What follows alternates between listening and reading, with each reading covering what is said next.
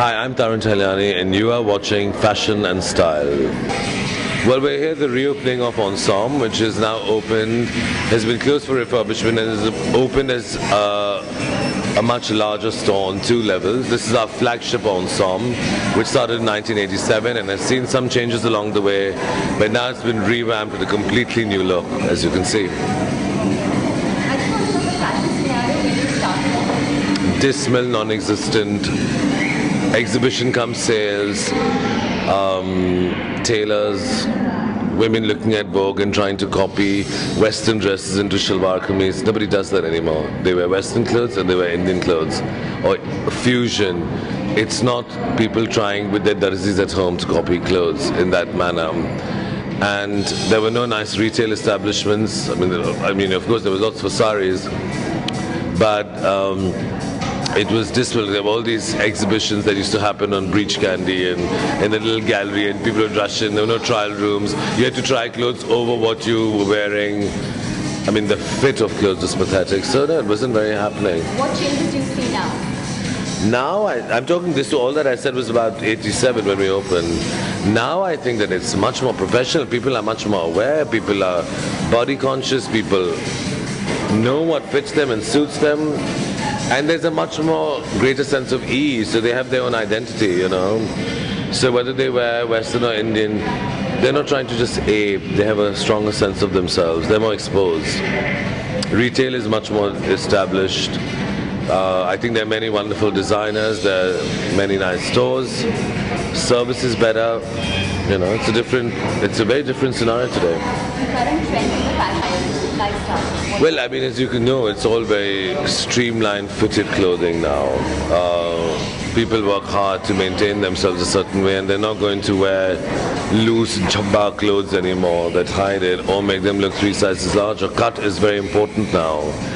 I mean, we're going through a very colorful phase. We're going through a greater minimalism where people aren't wearing embroidery for the sake of embroidery, where style, in fact, is beginning to become more important than just wearing things that are expensive. That's very important. What do you think about the Indian influences in the international fashion scene? Well, I think they've been huge, but they've been there for years. But now they're beginning to influence international fashion in a more style way. In the past, it was always patterns, color. Now, actually, I'm beginning to feel that, say, like the whole Goa look is actually seeping out. You know, it might have taken from the West to begin with, but there's a certain style that is going out to the world. And there's a nice organic feel.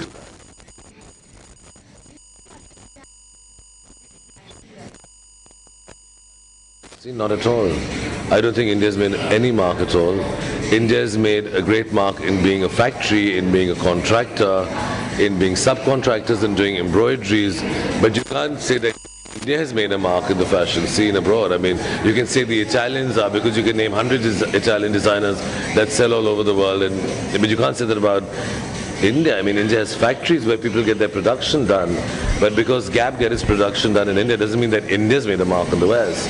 I think that's beginning to happen, but it's still a long way off, because I think that you see, the difference is that Indian fashion as is worn in India is very different to what the world wears. Our climate's different, our culture's different. In Italy, what the Italian designers design for the Italians is what the Americans and the English and the French all wear. So it's much easier to make that crossover. But I think it will happen in a simple niche way. There are people like Asha Sarabhai who've done beautifully with doing a very simplified, stylized and beautifully crafted their version of Indian fashion, but I think by and large we still have a long way to go. And what are the international influences? Huge, because there's so much copying in India, and there's so many people wearing Western clothes which they're basically deriving from Western fashion.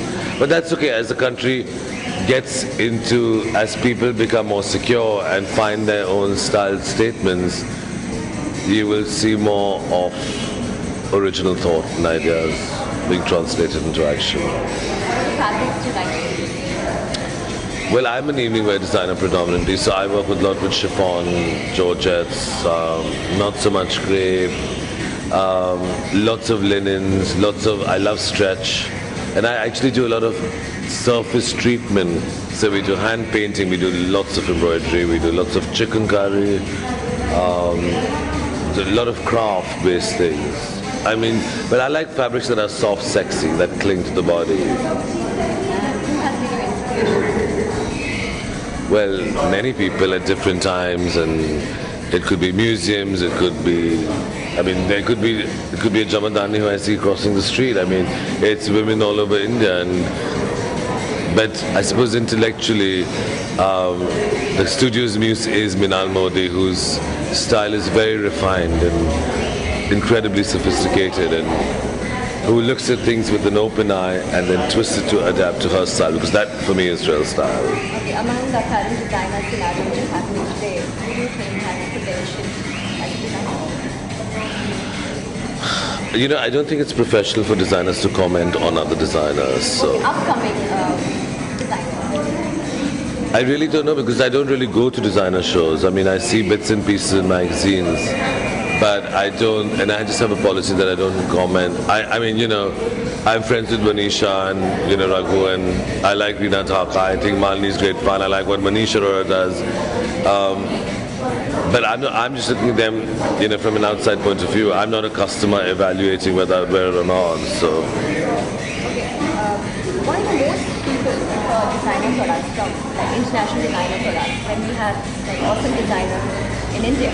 I don't think you're comparing the same quality of product, because the international designer products that most people buy are doing sportswear that Indian designers aren't doing. We don't have the same fabrics, you don't have the same technology. So if you want to wear a nice basic knit shirt, you don't get the same quality knit shirt that you get abroad. Most Indians do not wear fashion clothes from abroad. I mean, designer products, they're too expensive for most Indians.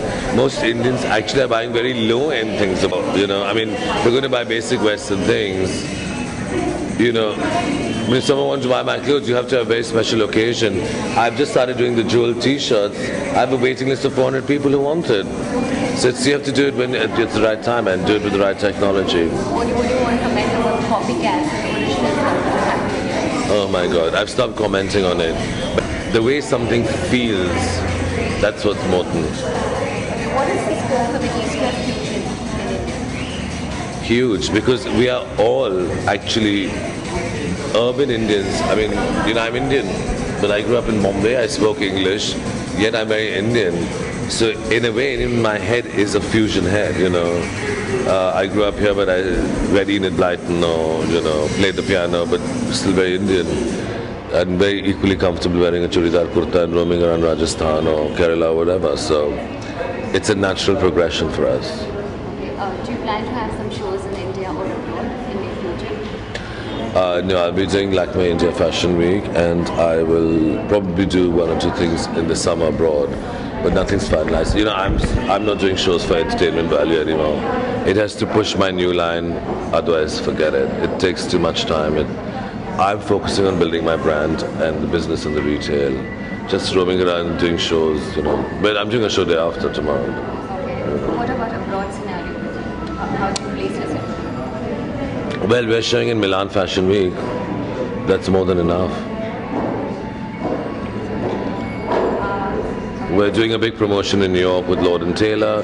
We sell in Japan at San Motoyama. So, you know, there's no need to do anything more. Which is your favorite model? Well, my favorite model for years and years, till she threw in the towel, was Meher Jaiswal. She was fantastic. Before that, I think it was Shamoli Verma. Of the current lot, I mean, there are many I like. Kiran Rao, Carol Gracias. I like these tall, dusky girls. More feline, more panther-like. I love Sapna Kumar and Telly. I like Michelle Hines. I mean, there are lots of lovely girls. There's no, you know, one. Model as such. What's your favorite food? Oh, too much of everything, as you can see.